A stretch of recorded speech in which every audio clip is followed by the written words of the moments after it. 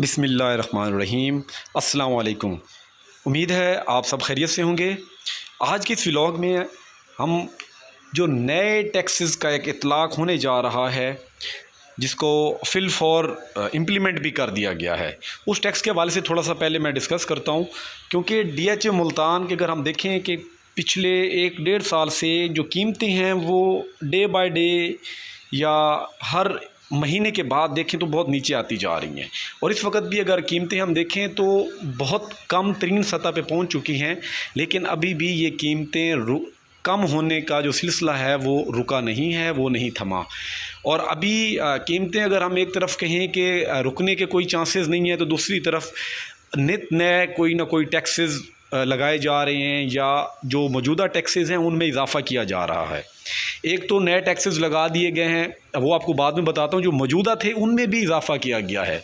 वो आप बेहतर जानते हैं कि सेलर बायर जो हमारे टैक्स अदा करते हैं, विद होल्डिंग टैक्स और गेन टैक्स, उसकी शरह अगर हम देखें फाइलर के तौर पे तो पहले वो 2% थी, अब उसको बढ़ा के 3% कर दिया गया है सेलर बायर के लिए। अगर दोनों नॉन फाइलर होंगे, सेलर नॉन फाइलर होने की सूरत में 6% अब अदा करेगा नई पॉलिसी के तहत, और बायर जो है अगर वो नॉन फाइलर है तो वो 10.5% अदा करेगा। इसके अलावा अगर हम देखें तो ई स्टाम्प ड्यूटी के अंदर पर मरला वो भी अगर हम देखें तो उसको भी बढ़ाया गया था पहले, लेकिन उसके साथ जो अभी 1 अगस्त से नए टैक्सेस जो हैं कॉरपोरेट टैक्स की मद में लगाया गया है। इसके मुताबिक जो मेरी मालूमात हैं, ये कॉरपोरेट टैक्स पहले अगर हम कहें तो ये लोकल प्रॉपर्टी के ऊपर इसको ऐड किया गया था।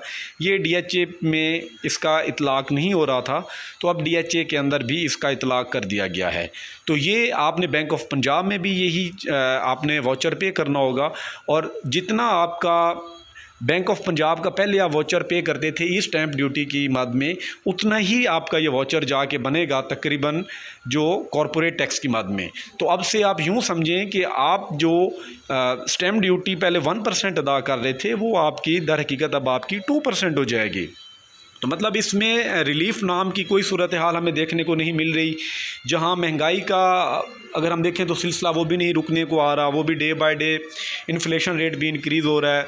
आम बंदे के लिए बड़ी मुश्किलात आ रही हैं, कारोबार लोगों के लिए बड़े कारोबारी हजरात जो हैं वो भी बड़ा इस वक्त तनाव का शिकार हैं, कोई कारोबार ठीक से नहीं हो पा रहा। तो हर तरफ यही गहमा गहमी की सूरत हाल है।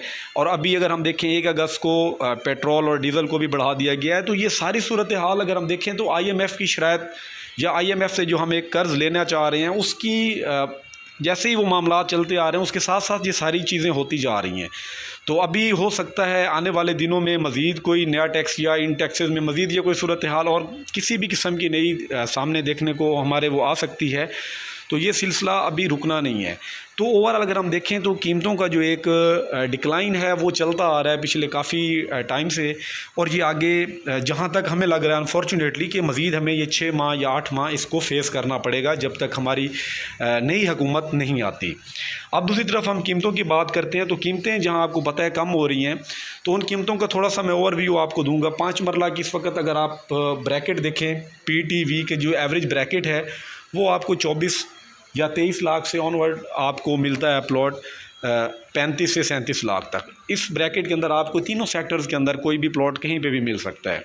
8 मरला में आपको 35-36 लाख से ऑनवर्ड प्लॉट मिलना शुरू हो जाते हैं, हार्डली आप 48 या 50 लाख तक जाते हैं। 10 मरला में अगर आप कहें तो 10 मरला में आपको 40-47 लाख से मिलना स्टार्ट हो जाते हैं। कुछ प्लॉट्स आपको 45 लाख में भी मिलते हैं, और ये आप मैक्सिमम जो है 65 to 68 या हद 70 तक आप जाते हैं, और आपको किसी भी सेक्टर के अंदर एक अच्छा प्लॉट मिल सकता है।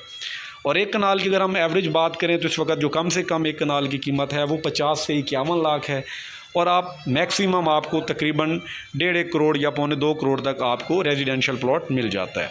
तो ये जो कीमतों का सिलसिला है ये डे बाय डे कम हो रहा है, ऊपर से टैक्सेस नित नए लगाए जा रहे हैं। तो अभी ऐसे आने वाले दिनों में कोई सूरत हाल ऐसी नहीं है कि जिसमें हम कहें कि कीमत बेहतर हो सकती है। हाँ, जो कीमतों का गिरावट का जो सिलसिला है वो रुक तो सकता है, लेकिन कीमतें अभी बेहतर होने का कोई भी ऐसा इंडिकेटर नहीं है जो हमें ये बताया कि जी कीमतें बेहतर होने जा रही हैं। तो इस वक्त ये एक अच्छी अपॉर्चुनिटी होगी अगर आप DH मुल्तान में अपनी बाइंग करते हैं और इन्वेस्टमेंट करके आप छोड़ते हैं साल 2 साल तक के लिए, 2 साल तक के लिए, तो आपको एक अच्छा रेवेन्यू भी ये जनरेट करके देगा। इंशाल्लाह मज़ीद आप लोगों के साथ इस तरीके से जो इन्फॉर्मेटिव चीज़ें होंगी या जो कोई अपडेट होगी नेत नहीं, वो आप लोगों के साथ मैं शेयर करूँगा। अगले व्लॉग में मिलते हैं, तब तक के लिए इजाज़त दीजिए। अल्लाह हाफ़िज़।